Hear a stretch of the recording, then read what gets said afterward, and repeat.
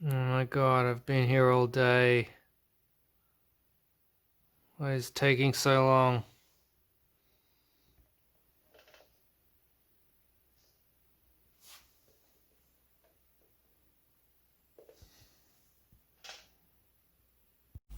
What's up, Tube?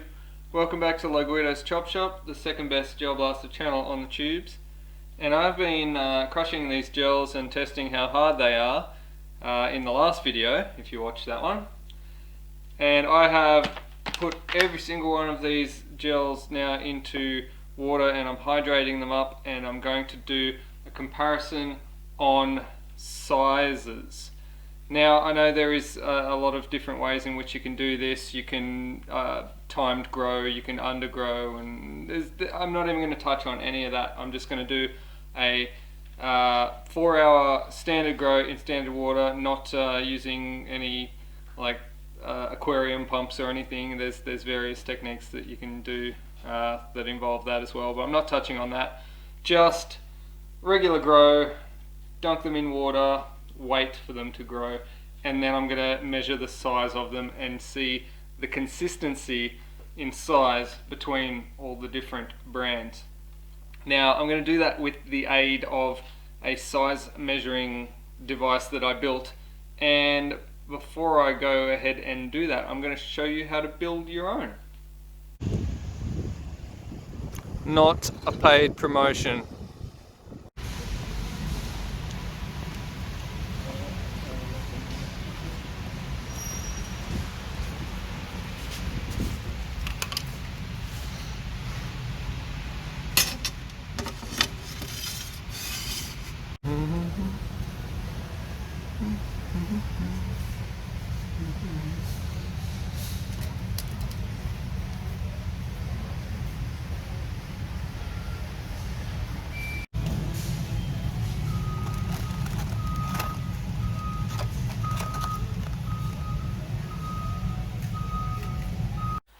Alright, so once you've got your aluminium bars from Bunnings or wherever,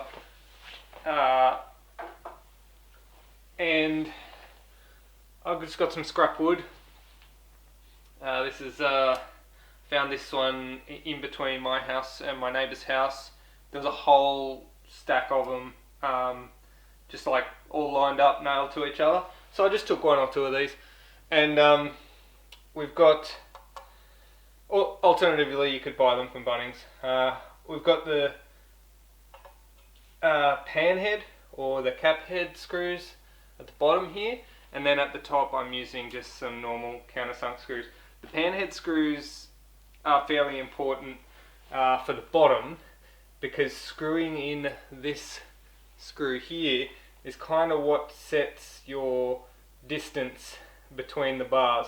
So tweaking this screw by just tightening it a tiny little bit will actually force these two bars apart a tiny little bit, and this is how you get your size adjustment. So basically what you want to do is screw these screws. I'll just zoom in for you. So you want to adjust these screws so that the distance between these two bars right at the bottom is your largest gel size.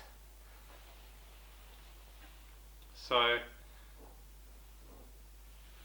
in my case, I've set the largest possible size to 7.6, and then what you want to do, get some buckets underneath. Now I've just got milk container buckets, and set them underneath. So you got various size buckets, and obviously the width of your bucket determines the sensitivity of your size, I guess. The smaller your range here, then the more precise your buckets are going to be. And I suggest trying to put the buckets as close to the rails as possible. I should probably put these up on bricks or something, but what I've done with mine is I've modified, when I cut the milk out, I've left little flaps out so the flaps go up to the point where I take my measurement from.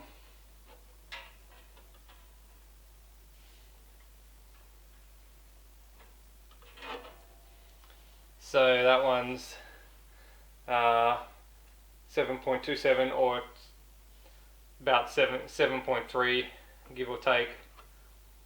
So basically, yeah, that point there where this plastic is the largest size that's going to drop into this bucket. And then if I measured this one here, it's going to be about 7.0, and thereabouts. So yeah, the trick is to tweak your bucket placement and your measurements. So that's 7.09. Actually,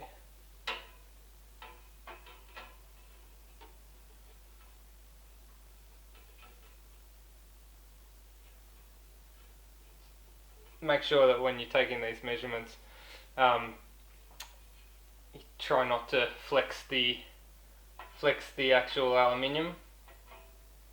So just put a little bit of pressure on it, not too much.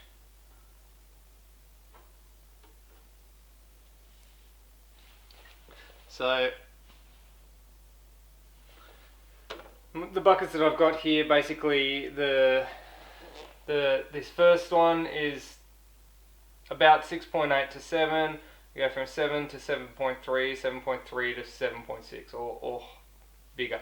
If it's any bigger than 7.6, actually 7.6 is exactly this point here. So generally 7.6 won't actually make it into the bucket. It'll just go down and sit here. And I do have like a bucket which I put there. If they do make it over the screw into that bucket, they just ditch into there. But usually, it's not often that you get anything bigger than 7.6. But if you do, I have had some 8s and some 8.1s pop up. I usually, they'll get to there and they'll sit there, and I'll usually just fish them out from there. I mean, this is far from a perfect system, but this is the most basic system. You can do with it what you will, you know what I mean? Like, you can make automatic motor feeds and have more precise buckets, and even you could have little funnels. The sky's the limit. This is just the basic how to start off, and then from there you can take it to as advanced as you want. But this is the most basic setup, and this is what I use. I've seen some people have done some fantastic things on like Facebook and whatnot with this basic design, but taking it to the next level with like motor feeds and stuff. Yeah, it's awesome. I just get a speed loader and sit at the top and just roll them down.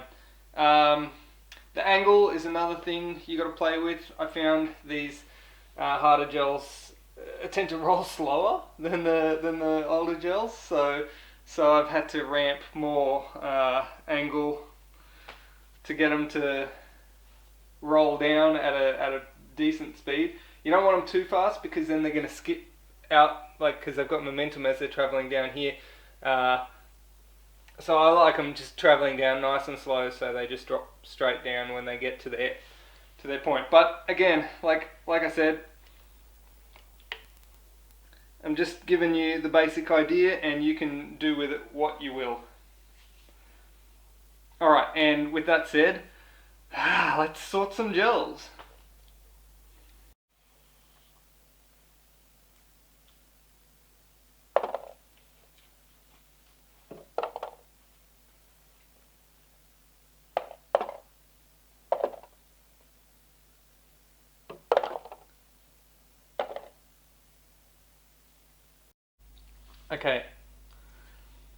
Okay, so I've filtered all of the gladiators, and you can see there's a very small amount of undersize 6.8 to about 7 mil diameter gels.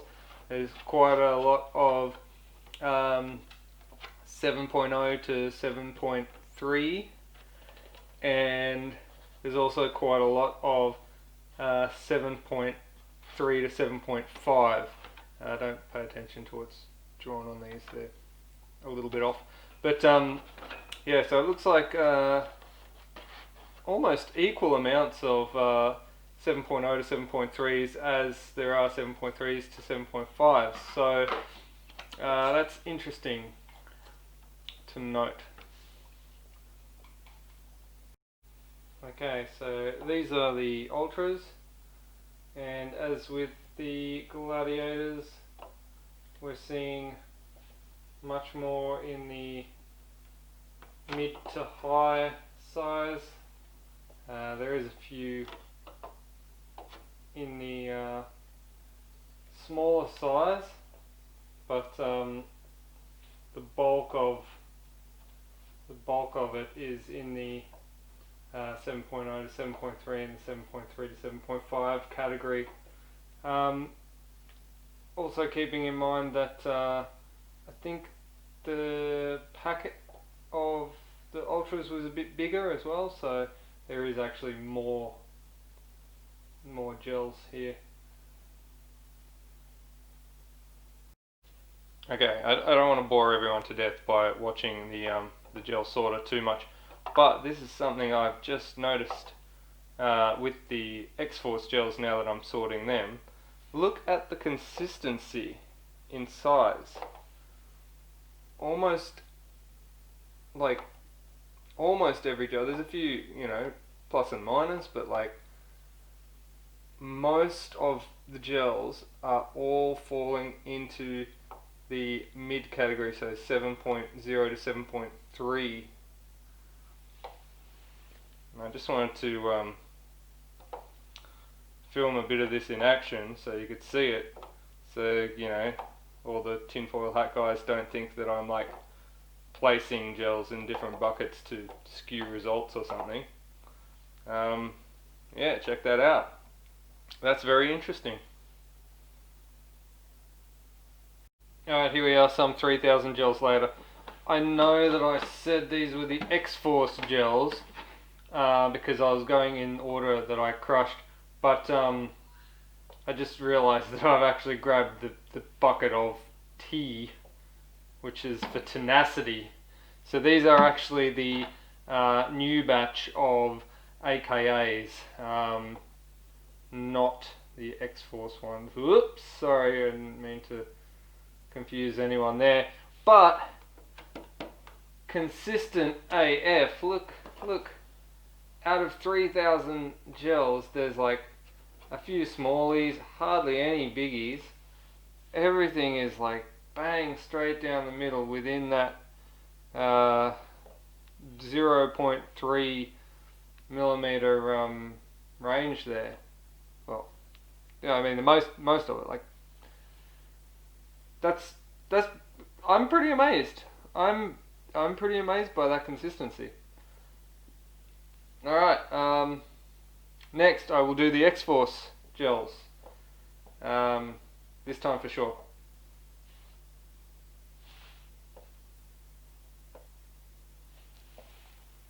And now we got the X-Force going down the slide, ever so slowly. Alright, and now after quite a while of filtering, I've got all the X-Force gels filtered. As you can see, this bucket is so full. The mid-range bucket, so full. There is a few in the larger size and a small handful in the smaller size.